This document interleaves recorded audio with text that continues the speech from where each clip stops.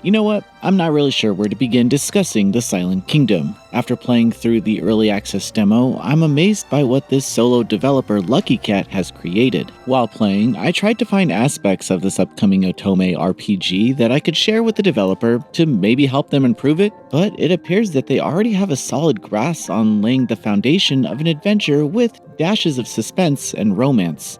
Elements that I couldn't help but get invested in while playing. It's projects like these that I enjoy stumbling upon because more people need to talk about them. Titles like these are ultimately the projects that will elevate the genre in one way or another, and The Silent Kingdom will likely be something special.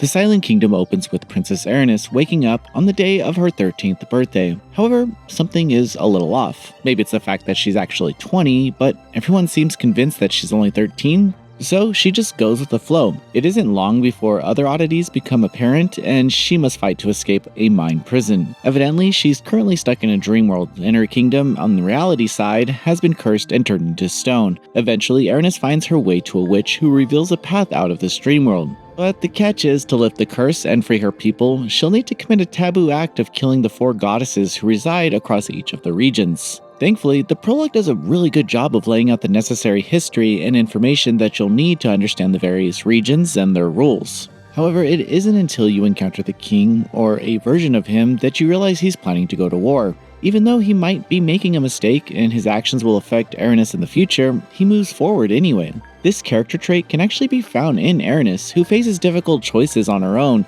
even if it's meant to defy the gods. Those closest to her rally behind her, but they always give her the chance to step away or take a different path. The choices in the opening chapters can be a bit confusing on a first playthrough. It seems Erinys has a range of ways she can approach interactions with others and her mission. Through dialogue choices, players can be snappy or even lazy in some circumstances. It's pretty ambitious in practice because some choices are exceptionally black and white when it comes to the outcome of your actions. There are also choices that affect Erinys' stats. Oh, yeah, this is actually also an RPG. Right.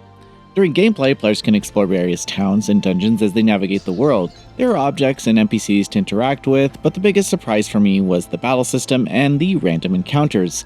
Battles aren't as straightforward as I expected. There are 4 character classes and they each vary, but each party member that I was able to play as acted as a great companion to Erinys. The fights have a puzzle-like aspect that forces you to do more than just mash attack. In fact, you'll probably die in every battle if you try that. Players must utilize each character's special abilities and buffs to make it through the fights. For starters, Erinys can buff other characters, but I'd also consider her a viable attacker. Other party members can use magical abilities or defensive moves to help the party out. It instills a sense of teamwork that can't be ignored, and I actually had a lot of fun strategically planning each turn. Furthermore, pressing the action button at the right time can improve your defenses against attacks. It's a fun system that offers a high level of challenge. I will note that the random field encounters aren't as difficult as the event battles, so they tend to go by a little faster. One last point. Given the game's early access status, performance can be a little hit or miss. There's some on-screen stuttering while navigating the maps, and Erinys' run speed could be a bit faster in dungeons. Some sections of the map are lengthy, and while I want to explore everything, sometimes it's just too far out of the way.